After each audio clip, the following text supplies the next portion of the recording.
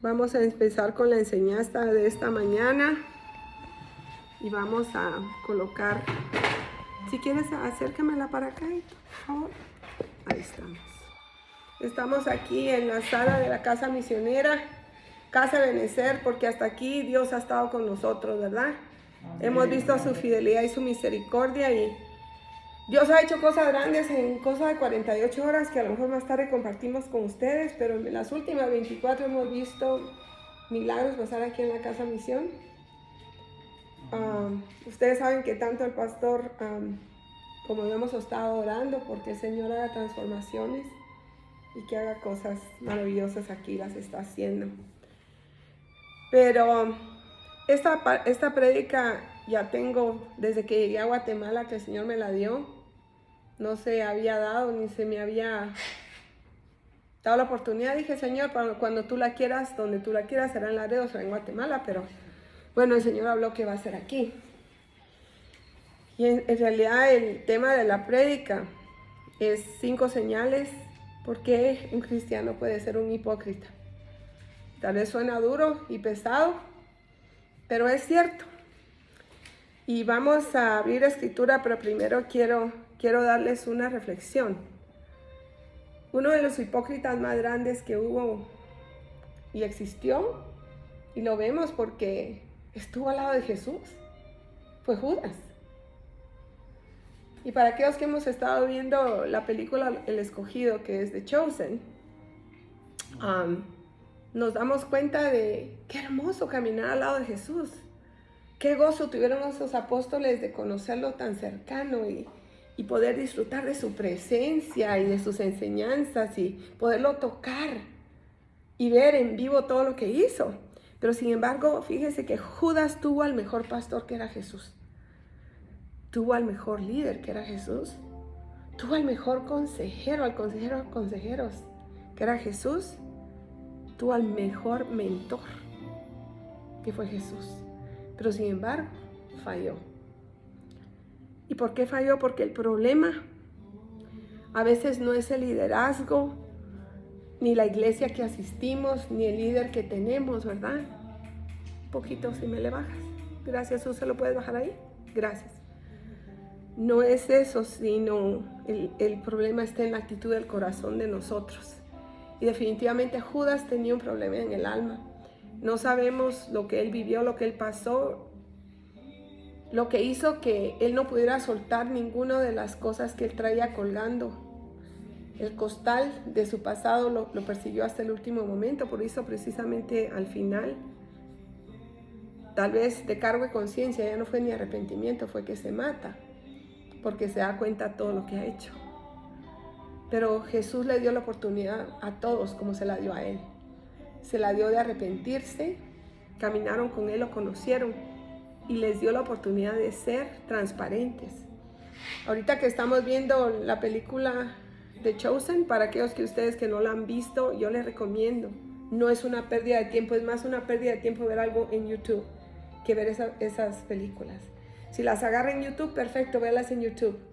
Pero vea desde la 1, mírales en secuencia, porque nos muestra una Biblia viva. Aquellos que conocemos la palabra podemos ya ver una Biblia viva, un Cristo vivo que fue como tú y como yo, pero que pudo llevar a un grupo de hombres y aún mujeres a una transformación, pero Judas no quiso ser transformado.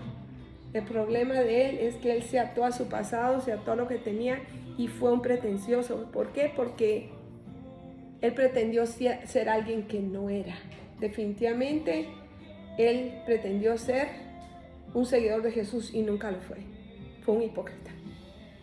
¿Por qué le digo esto? Porque hay una palabra que dice que muchos son los llamados y pocos los escogidos. Si buscamos en nuestras Biblias Mateo 22, 14 al 16, vamos a ver varias escrituras esta mañana.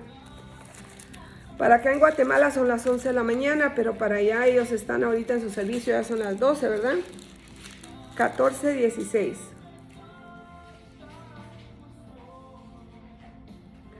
A ver, Mateo 22, 14 al 16. Perdón, Mateo 22, le dije mal. Mateo 22,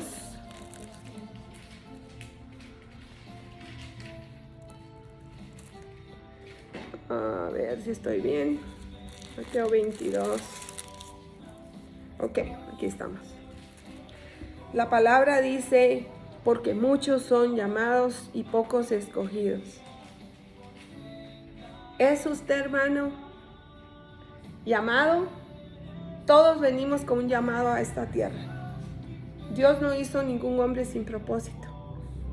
Pero ahora vamos a oír su voz como escogidos y le vamos a seguir al 100%. Ese es el problema mayor.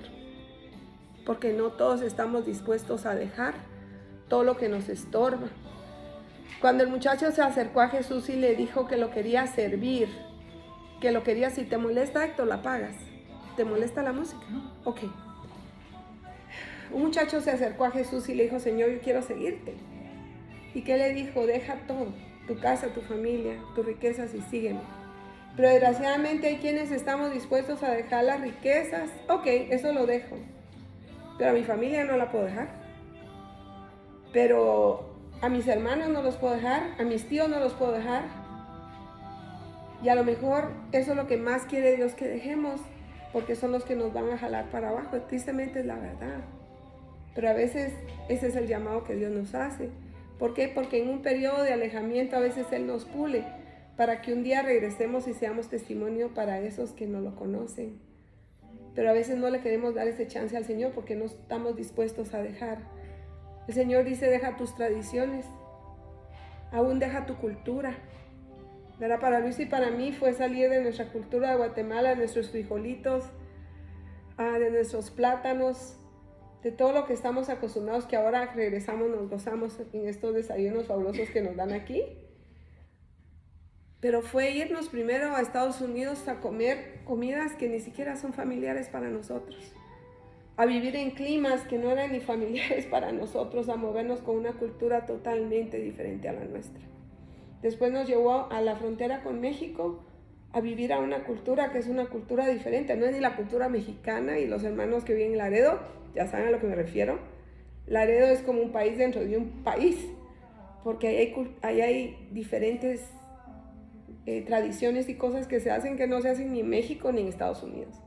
Entonces, muchos no estamos dispuestos a salir de aquí. Pero uno de los problemas que hay es, hay algo muy grande dentro del pueblo de Dios. Y desgraciadamente por eso de 10, uno va a ser en realidad un seguidor verdadero y un cristiano verdadero.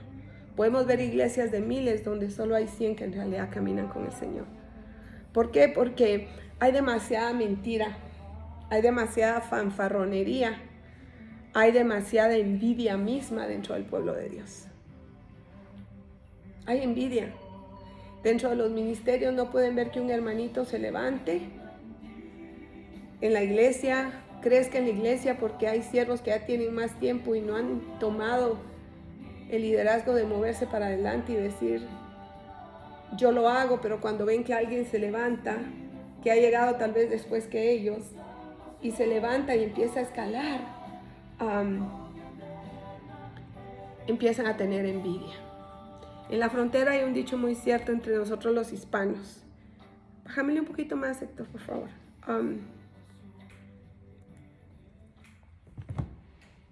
Y eso es que dice una historia común en la frontera, que había un pescador de cangrejos sentado a la orilla del río Bravo, para los americanos en el Río Grande, y tenía 2 cubetas. Una cubeta la tenía tapada y otra la tenía destapada. Y dice que conforme sacaba las redes con los cangrejos, él los levantaba, los miraba, y a uno lo ponía en la cubeta destapada, agarraba a otro, lo ponía en la cubeta tapada. Y habían unos niños observándole. Y le dijeron, oiga, ¿por qué usted hace eso? ¿Por qué no los echa todos en la misma cubeta si son los mismos cangrejos? Y le dijo, no son iguales. Le dijo, estos, digo, son cangrejos gringos. Y yo los puedo ver. Y cuando yo los echo en la cubeta, si los dejo destapados, quieren salir tan rápido, subir para arriba, que se me salen. Y los tengo que tapar. Y entonces, ¿por qué echa los otros en aquella? Porque esos son los latinos, le dijo, son los latinos. Son los cangrejos latinos, y cuando ven que uno ya va subiendo para arriba, viene uno, se le monta y lo vuelve a botar para abajo. Se ríe doña Zoilita porque sabe a lo que me refiero, ¿verdad, doña Zoilita? Y dentro del pueblo de Dios, fíjese que no le estoy hablando en el mundo. Dentro del pueblo de Dios hay mucha envidia. Hay mucha gente que fanfarronea de lo que sabe, lo que conoce. Yo soy, yo he hecho. Y cuando ve que alguien humildemente se levanta y empieza a brillar, empiezan a ver cómo lo botan. Porque no, el enemigo que los oprime no puede permitir que esa persona se supere. ¿Verdad? El hipócrita número 1 dentro de los seguidores fue Judas Iscariote. ¿Por qué? Porque era un hipócrita, era un mentiroso, era fanfarrón, era traicionero, era ambicioso. No le importaba quién se llevaba en el camino con tal de lograr sus metas. Quiero que vaya a Juan 12, versos 4 al 6.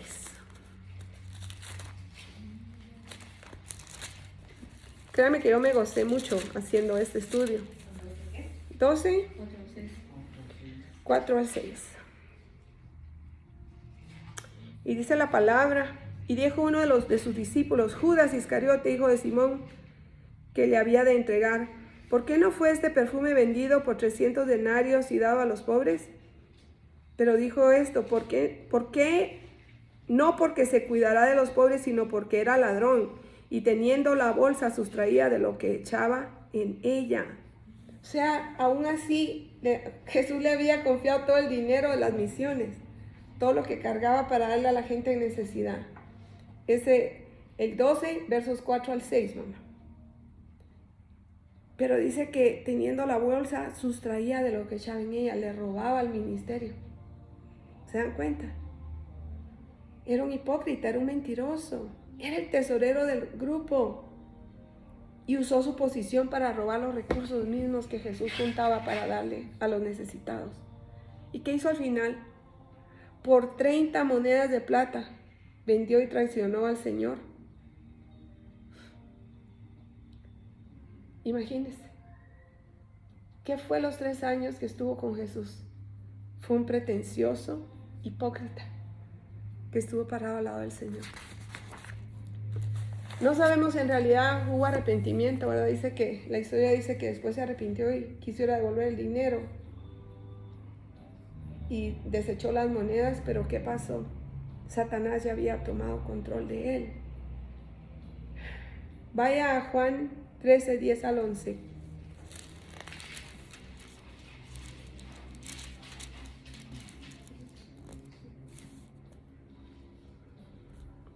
Dice: Jesús le dijo: el que está lavado no necesita sino lavarse los pies, pues está, ¿qué? Todo limpio. Y vosotros limpios estáis, aunque no todos, porque sabía quién le iba a entregar, y por eso dijo: no estás limpios todos. Él sabía muy bien quién era Judas. Dios conoce nuestra situación, hermano. No importa la careta que nos pongamos o lo que pretendamos ser, Dios sabe lo que somos. Y tarde o temprano todo lo que está oculto es manifestado. Eso es parte de la palabra, ¿verdad? Y aunque querramos pretender que somos esto y somos lo otro, va a pasar como con Judas. Judas al final fue revelado su verdadera identidad de lo que era. Y se paró colgando de un árbol, ¿verdad? Y se mató. Judas no tenía una conversión genuina. Fíjense que los discípulos caminaron con él y no tenían idea del corazón malvado que tenía Judas. Porque caminaron juntos por 3 años. Porque supo esconder su amargura, la envidia, la maldad, todo lo que tenía lo puso así. Y pretendía delante: si me jalaran un vasito de agua, se los agradezco. Muchas gracias. Pero ¿por qué dijo Jesús que había uno? Porque definitivamente en él no había habido transformación. Entonces, debido a que no había habido transformación, los demonios siguieron invadiéndolo. Cada vez que él hacía una maldad más, que se robaba otra moneda, otro demonio entraba a su vida. a tomar control. Cada vez que nosotros cometemos un pecado y somos incapaces de arrepentirnos y de reconocerlo, le abrimos la puerta a Satanás para que ponga más opresión sobre nosotros, seamos cristianos o no.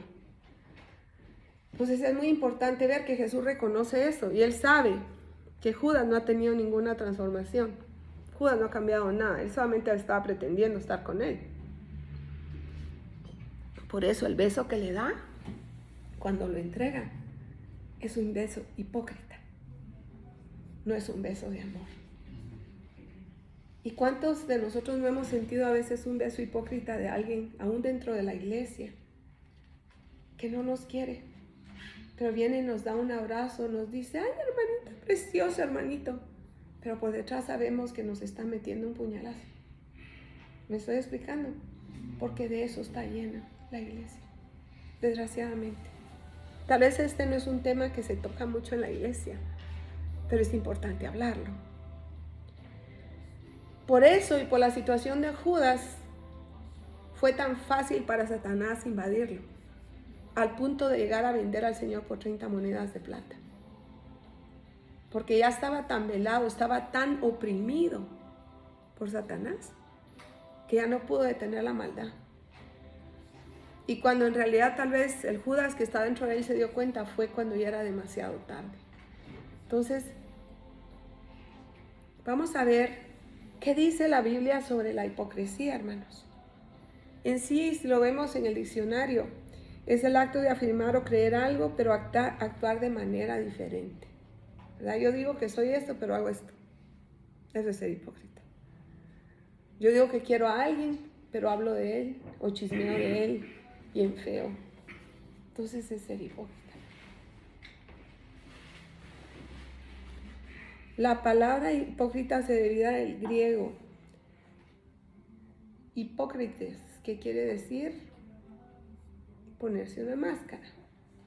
Hipócrates era un erudito griego que fue el padre del teatro. Cuando se hacía teatro antes, se ponían máscaras. A principio se las ponían así con la mano, después aprendieron a colgárselas, pero se ponían máscaras para identificar el personaje que estaban realizando, ¿verdad? No es como ahora que tú te llamas Juan y estás diciendo Juan y este es tu... No, en aquel tiempo si tú salías vestido de cabrito, traías una cara de cabrito y ese era tu plan, ¿verdad? Entonces se usaban máscaras en ese tiempo. Y era un teatro, era fingir lo que no somos, porque ¿qué es lo que hace un actor? Un actor está fingiendo un personaje que no es el mismo. ¿Me estoy explicando? Entonces, eso es la palabra hipócrita, viene de Hipócrates, que fue el padre del teatro en Grecia. ¿Estamos ahí? Okay. La Biblia en sí considera la hipocresía un pecado. ¿Por qué? Porque ahí se envuelve la mentira y se envuelven muchos otros sentimientos encontrados que vienen a destruir al ser humano. Se presenta en dos formas. Número uno, el que pretende creer en algo y luego actúa de manera contraria a lo mismo. Hay gente que se dice cristiana, llega a la iglesia y ponen una fachada, una pantalla, y en la casa es totalmente otra cosa. Se insulta con la mujer, ¿me entiende? Los hijos están en desorden, la familia está en desorden. ¿Estás bien, Cani? Sí. ¿Necesitas una silla regular? Yo creo que si me hiciera el favor de jalarle a doña Cani una silla regular, ¿estás seguro? Bueno. Ok. Eso es muy común dentro de la iglesia, las apariencias, guardar las apariencias. Hay líderes cristianos que están en liderazgo de la iglesia y sus hogares son un desorden. Tendríamos que irnos al libro de Timoteo para ver lo que el Señor pide y exige de los que estamos en posesión de liderazgo, ancianos de la iglesia, diáconos, etc. No vamos a ver eso hoy, pero es muy importante que la casa esté en orden. Pero una de las cosas es que mucha gente, y no solo liderazgo, trata de pretender en la iglesia ser un buen cristiano, pero sus vidas están de cabeza. Y son incapaces de pedir ayuda porque prefieren vivir en una vida hipócrita con tal que nadie se dé cuenta de lo que pasa. ¿Y por qué estamos en la iglesia, hermanos?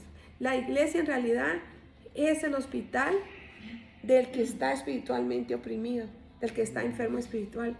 Y nosotros tenemos que tener una iglesia abierta para que la gente se acerque y pida ayuda.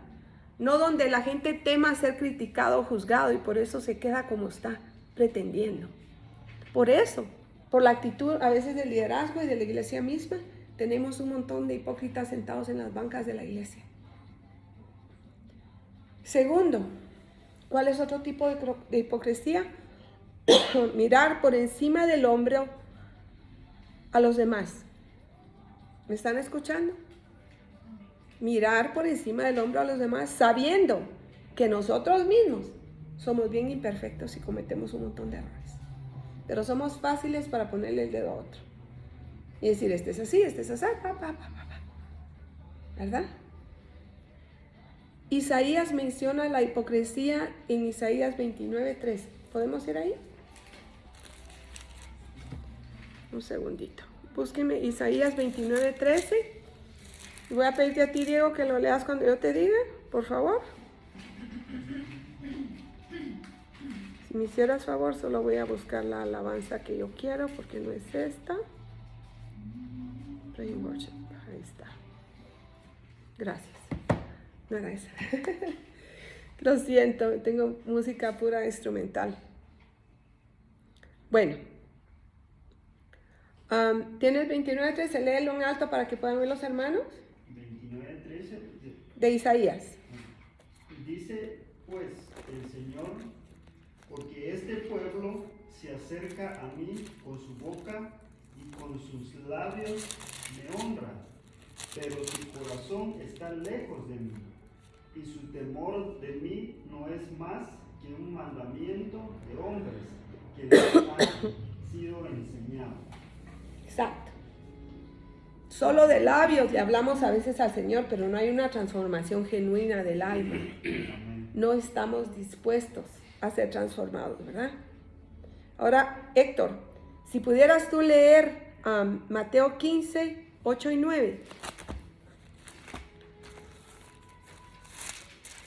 Mateo 15, versos 8 y 9. Amén. Este pueblo de labios me honra, mas su corazón está lejos de mí, pues en vano me honran, enseñando como doctrinas mandamientos de hombres. Exacto. ¿A quién les estaba hablando Jesús exactamente en ese tiempo? Les estaba hablando a los fariseos y a los escribas. Les estaba hablando a los fariseos. Les estaba diciendo, ustedes están bien lejos de mí, porque enseñan doctrinas y mandamientos de hombre, pero no hay transformación en sus corazones. Dios quiere transformación. Él no quiere solo un cambio, Él quiere una transformación. ¿Qué experimenta una mariposa? Si vemos un gusano, lo vemos feo, ¿verdad? Me decía Diego, y no me acuerdo si Candy, que los ficus que hay aquí son gigantes, son enormes el día que ustedes vengan. Pero que el ficus tiene un problema grande, que tiene gusanos. Y esos gusanos se empiezan a reproducir. Pero vamos a hacer una cosa, el gusano usualmente no se queda gusano. El gusano experimenta una transformación, porque se encierra en un huevito, ¿verdad? En un cocoon, no sé cómo se le dice, un capullo. Y está encerrado totalmente. Debe ser un proceso doloroso para el animal. Está afuera sin ver nada. Pero cuando emerge, ¿qué? Sale transformado en una mariposa hermosa. Entonces, eso es lo que Dios desea para nosotros. El proceso de limpiarnos, el proceso de transformarnos duele. A veces tenemos que alejarnos y estar solos, alejarnos de aquellos que más amamos, a veces nuestros hermanos, primos, todos, porque esos están en el mundo y su influencia nos puede destruir. Y Dios nos llama a que nos alejemos porque para poder obrar en nosotros y transformarnos en su presencia. Cuando entramos en la intimidad de Él es cuando entramos como en ese capullo, ese es el nombre, ¿verdad? Capullo en español. Para que Él nos pueda transformar y podamos salir como esas mariposas hermosas. Mire, Lucas 3, 7 al 9.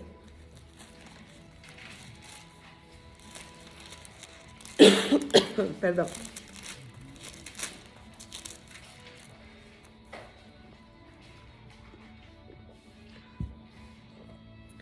Y decía a las multitudes que salían, este es Juan Bautista, que salían para ser bautizadas por él: oh generación de víboras, ¿quién os enseñó a huir de la ira venidera? Haced pues frutos dignos de arrepentimiento y no comencéis a decir dentro de vosotros mismos: tenemos a Abraham por padre, porque os digo que Dios puede levantar hijos de Abraham aún de estas piedras. Juan los azotaba con palabra porque tenía que ver que se preparara el corazón de ellos para recibir al Mesías. Pero mucha gente no oyó. Los que estamos viendo ahorita el Chosen nos damos cuenta de que a Juan lo acusaron los fariseos porque los llamó víboras, ¿verdad? Porque se sintieron ofendidos por ser llamados víboras cuando ellos son seguidores de la ley. Jesús también lo muestra. Vamos a ir a Mateo. Si vamos a ir a Mateo 7.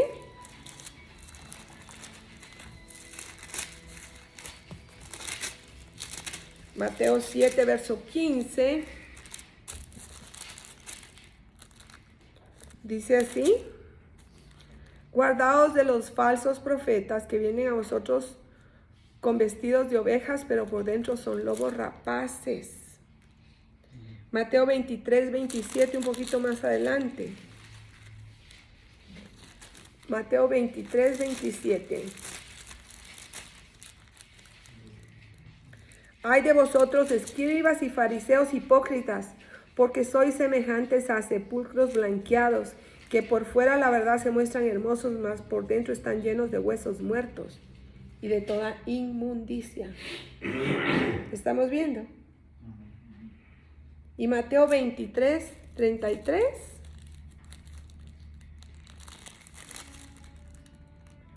Mateo 23, 33, ¿qué nos dice? Serpientes, generación de víboras, ¿cómo escaparéis de la condenación del infierno? Vamos a regresar a Mateo 23, 5 y 7.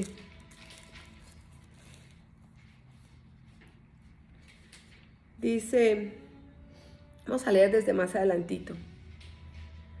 Vamos a leer del verso 1 y dice: entonces habló Jesús a la gente y a sus discípulos diciendo: en la cátedra de Moisés se sientan los escribas y fariseos, así que todo lo que os digan que guardéis, guardadlo y hacedlo, mas no hagáis conforme a sus obras, porque dicen y qué, y no hacen.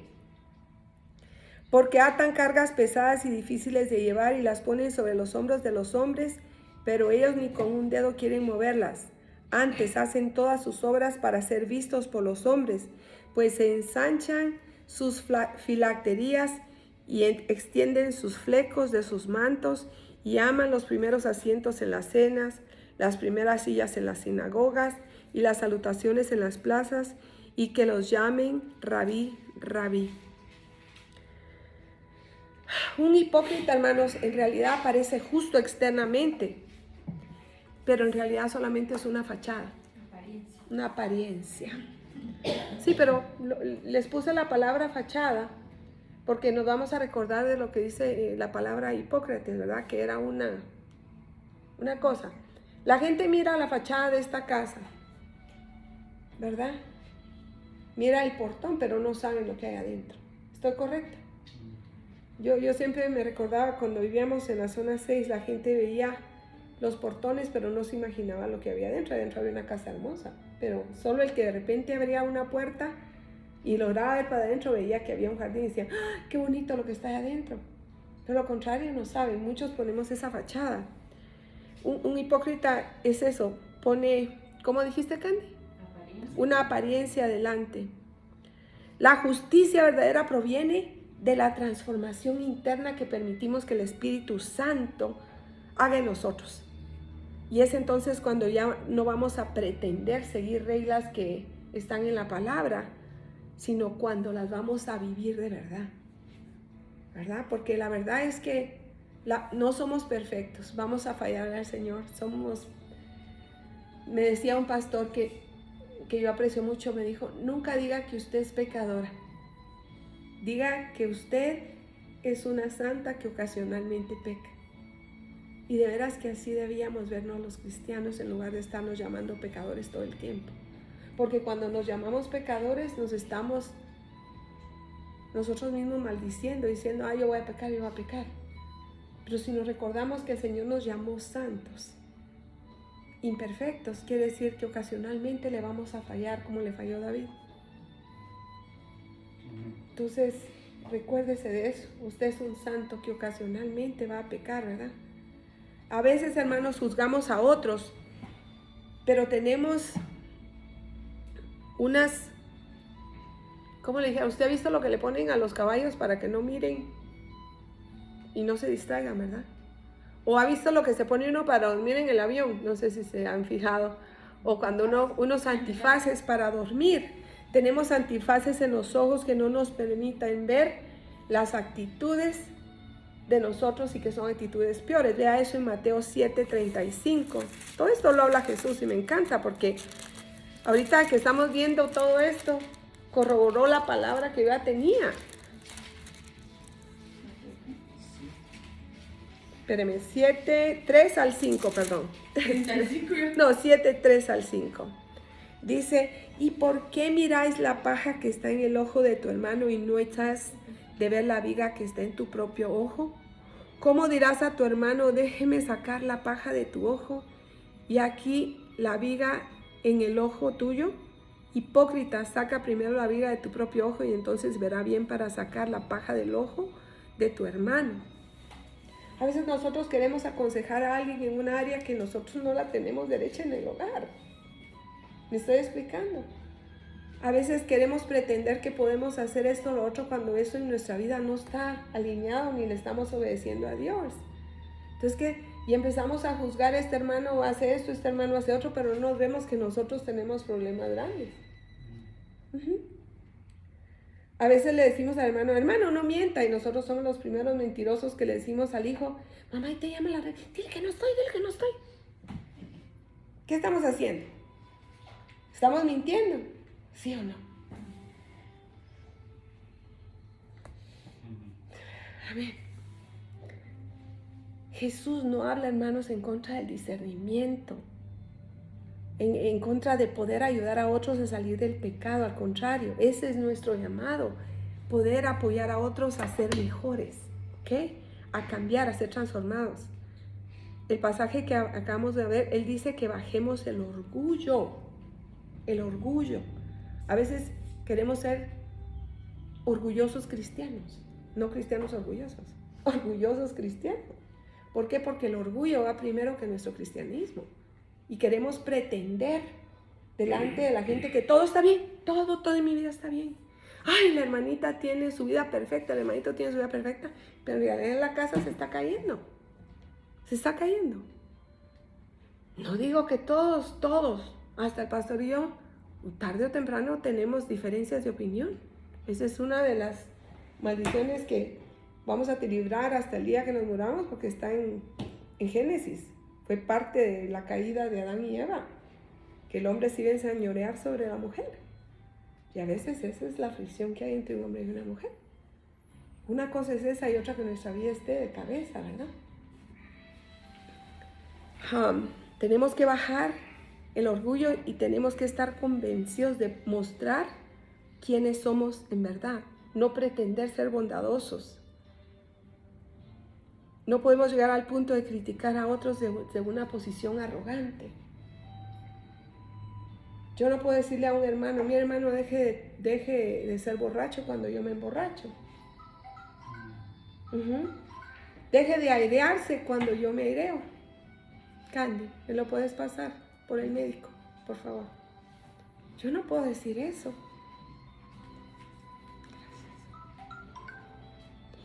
Pero el Señor tiene todo en su control. El Señor tiene todo en el control, y si nosotros lo dejamos y nos quitamos las caretas, eso es lo que Dios más desea. Judas nunca se quitó la careta. Sin embargo, ahorita que vemos cómo fue llamando a los apóstoles, vemos cómo uno a uno ellos se fueron quitando la careta de quiénes eran. Vemos que Pedro era violento, arrebatado, sin vergüenza, hacía muchas cosas con tal de salir adelante y sacar a su familia. Vemos que Mateo era inteligentísimo, pero su inteligencia le había volcado por ambición a servir a los que oprimían a su pueblo con los impuestos,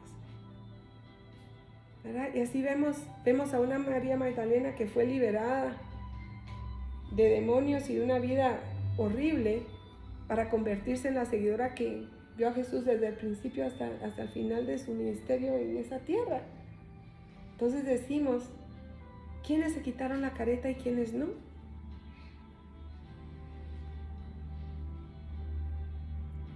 Nosotros tenemos que vernos a nosotros mismos y dejar de estar convencidos, yo soy bondadoso. Si tú mismo te estás diciendo eso, te estás mintiendo a ti mismo. Porque las acciones hablan más que las palabras. Las acciones se hacen porque uno las hace, no porque uno dice así soy yo. ¿Sí me explico? Es como aquel que ayuna. Dice la palabra que no le estés cantando a nadie más que ayunas o no ayunas, que te metas, te encierres y calla la boca, lo hagas y no le dejes saber a nadie que estás ayunando. Vamos a eso un poquito más adelante. Tenemos que corregirnos nosotros mismos antes de corregir a los demás. Parece a Romanos 2:1. Yo no sé si usted está gozándose, pero yo me estoy gozando. Soilita se está gozando.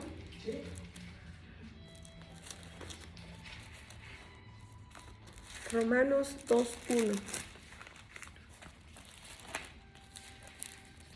Por lo cual eres inexcusable, hombre, quien quiera que seas tú que juzgas, pues en lo que juzgas a otro te condenas a ti mismo, porque tú que juzgas haces lo mismo. Si nosotros no hemos corregido nuestras maneras de ser, ¿cómo podemos venir a tratar de corregir a alguien más? ¿Me explico? Podemos. Jesús en su ministerio terrenal enfrentó, hermanos, constantemente a los líderes religiosos de ese tiempo. ¿Quiénes eran los fariseos, los saduceos? ¿Quiénes eran ellos? Eran hombres extremadamente versados en las escrituras, el conocimiento de la palabra y celosos de cumplir la ley al pie de la letra. Y dice bien, y eso los hacía convertirse en discriminadores, en creerse más que nadie, porque ellos pensaban que solo ellos estaban perfectos. Y desgraciadamente lleno de fariseos está el pueblo de Dios. Al hacer esto, buscaban diferencias que quebrantaban el espíritu de la ley y mostraban falta de compasión hacia los demás. Y demostraban un exceso de una supuesta espiritualidad para ser elogiados. Por eso les dice Jesús a ustedes que se extienden los mantos y los flecos, para que gente los diga, ahí va el fulanito, ahí va el sotanito, ese es perfecto, ¿verdad?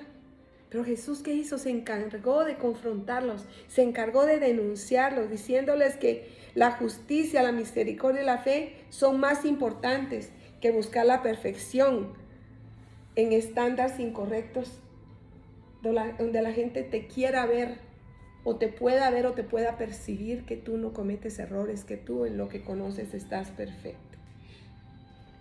Él dijo que el problema no era la ley,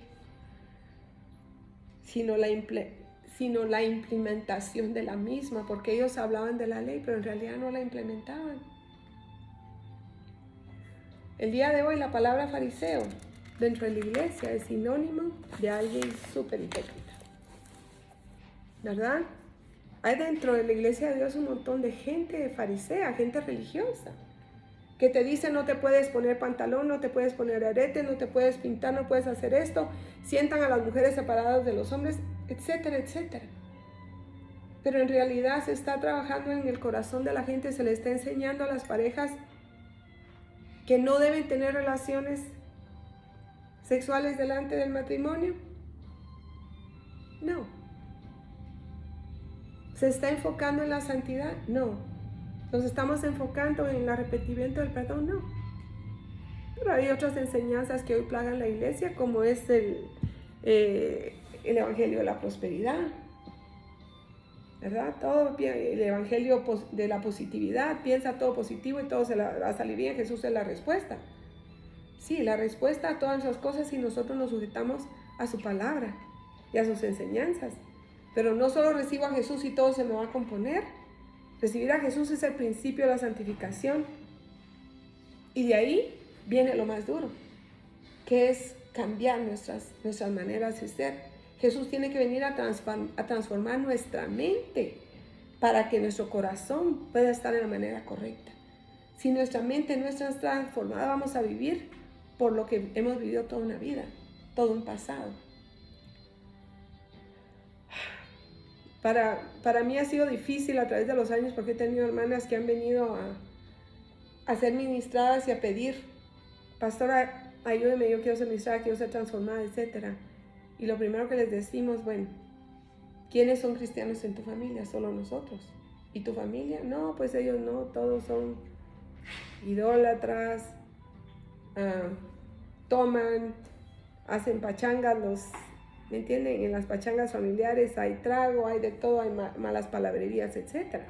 ¿Y qué dice el Señor? Que todo eso nos tenemos que alejar. Entonces lo primero que les enseñas y les dices es, ¿estás dispuesto a caminar una vida santa, alejándote de todo eso, aunque sea tu familia? ¿Y qué te contestan? No. Ay, no, pastora, pero es que es mi familia, y si es el cumpleaños de fulano, pues vamos. Está bien, ves el cumpleaños de tu mamá, ve un momentito. Y al ratito te retiras, ¿verdad? Porque tienes que darle un ejemplo a tu familia. Tú tienes que estar apartado para el Señor. No quiere decir que somos fariseos ni nada. Y en un tiempo podemos visitar a un hermano y irle a hablar de la palabra, aunque se rían de nosotros. A una hermana, estoy hablando de hermanos carnales, que están mal. Tenemos que ser ejemplos para ellos, a un tío, a una tía. Pero participar de lo que ellos hacen, Dios no quiere eso. Nosotros los cristianos no podemos irnos a sentar con ellos y bailar toda la pachanga y creer que todo eso está bien. Ah, es que es mi familia. Sí, pero entonces estamos siendo hipócritas delante del Señor. Somos llamados a esforzarnos para alcanzar la santidad. Primera de Pedro 1:16. Hasta atrás, antes de Juan. Primera de Pedro 1:16. Dice, porque escrito está, sed santos porque yo soy santo. El Señor nos está llamando a alcanzar esa santidad, a esa transformación, ¿verdad? A ser quienes somos, a ser transparentes.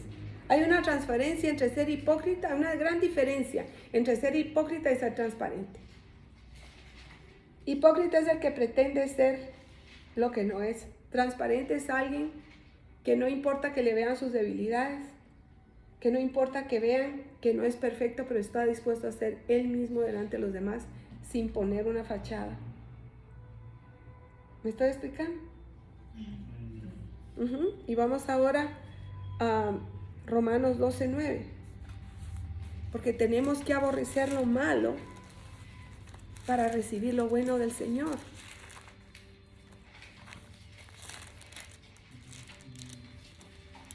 Romanos 12:9. El amor sea sin fingimiento, aborrecer lo malo y seguir lo bueno. Fingir. ¿Qué quiere decir la palabra fingir? Ser hipócrita. Pretender.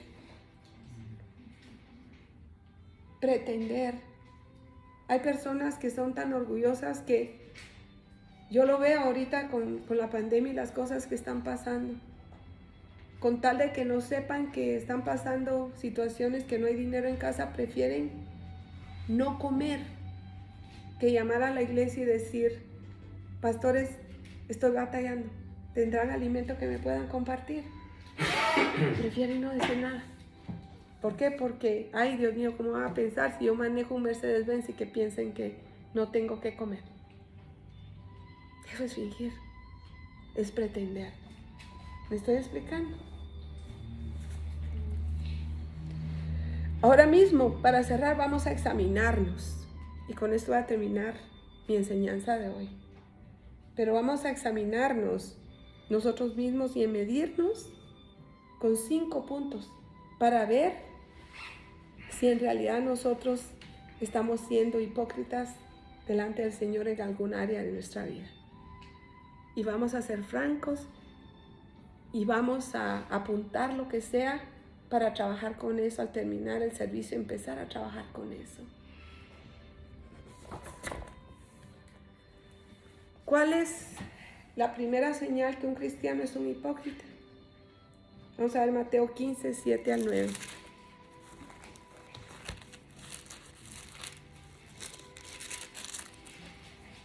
Mateo 15, 7 al 9.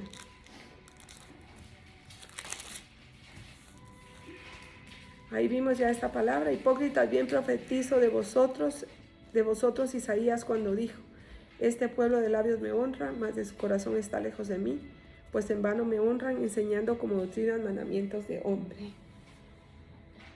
El primero es cuando no practicas lo que dice la Biblia, pero esperas que todos los demás hagan lo correcto, pero tú estás exento. Tú no tienes que hacer nada de eso. Pretendes hacerlo, pero no lo haces, ¿verdad? Nosotros tenemos que ser imitadores de Jesús. Su ejemplo es lo que tenemos que caminar. Jesús nos desafía a caminar como Él. Nos dice: sé santos porque yo soy santo.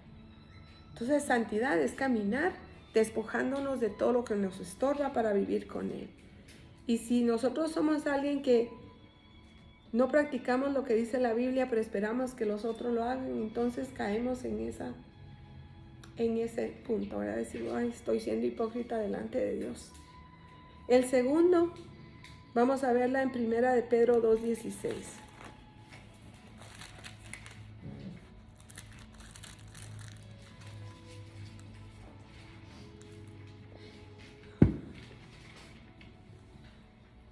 Dice, vamos a leer del 15 y 16.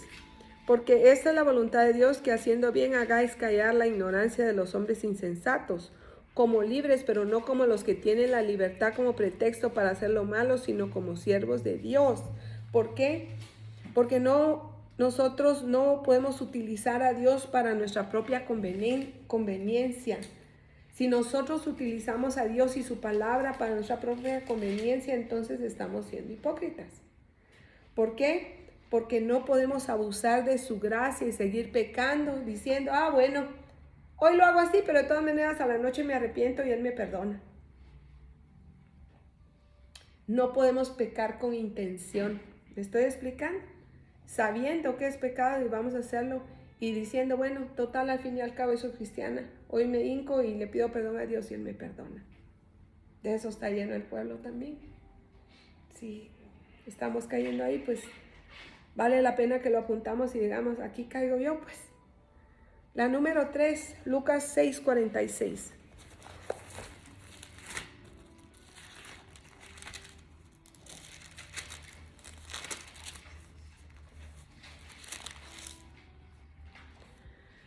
¿Por qué me llamáis Señor, Señor, y no hacéis lo que yo digo?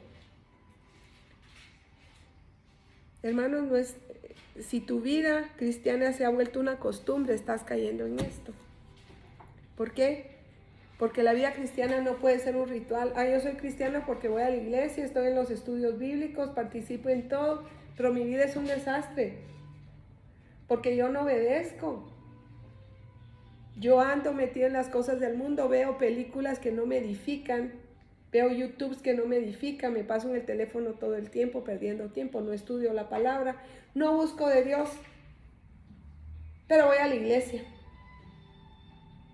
Y mientras yo vaya a la iglesia y esté en los estudios bíblicos, eso está bien, eso es una costumbre. A Jesús no se le busca por costumbre, porque entonces estamos siendo hipócritas.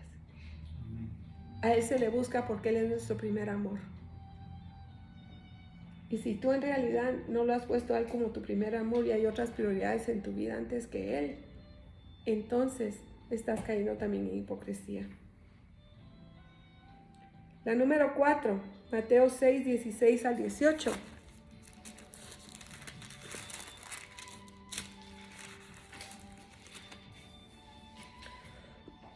Dice, cuando ayunéis no seas austeros como los hipócritas, porque ellos demudan sus rostros para mostrar a los hombres que ayunan.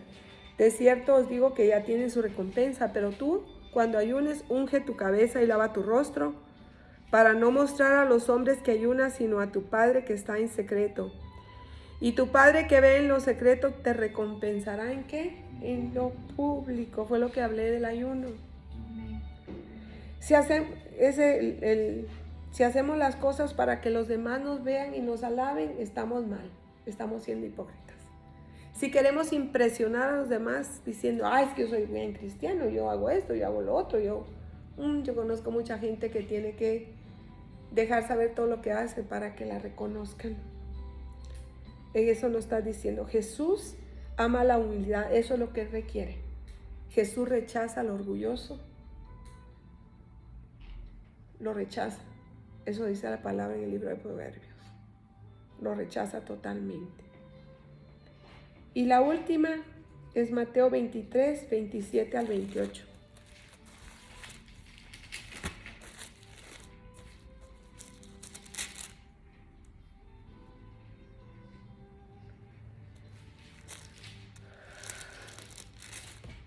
Ay de vosotros, escribas y fariseos, hipócritas, que sois semejantes a sepulcros blanqueados, que por fuera la verdad se muestran hermosos, mas dentro están llenos de huesos muertos y toda inmundicia. Así también vosotros por fuera a la verdad os mostráis justos a los hombres, pero por dentro estáis llenos de hipocresía e iniquidad.